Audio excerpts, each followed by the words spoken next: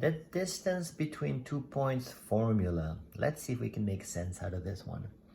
If I've got 2 points A and B, what is the distance between the two of them?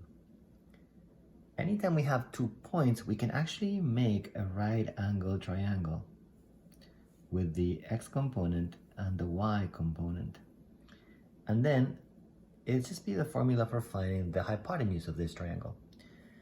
Now, how tall is this? In this very simple example, we can just count squares and see that it's 2. But if I didn't have a simple example, how would I figure out what this is? If you remember from finding the slope, you know that the way you go up is your rise, and your rise is y2 minus y1.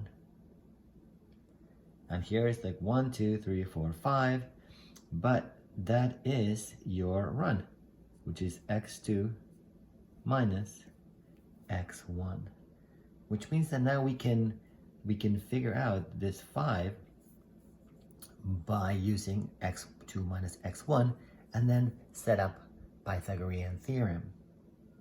Once we got that Pythagorean theorem set up, we know that d squared, we need to take the square root on the other side, and this is the formula that we will come up with.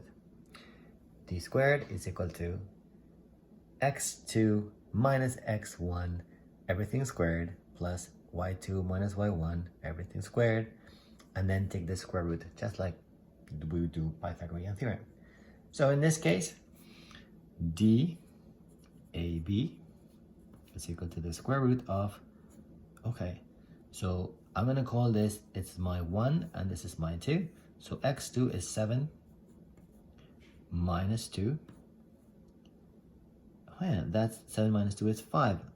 I figure out my run. Then I need to get my rise, which is y2, which is 6, minus 4 squared. Oh yeah, my rise was 2, and I need to square it. So you see how this does a good job of figuring out a hypotenuse for that triangle. 5 squared plus 2 squared is equal to 25 plus 4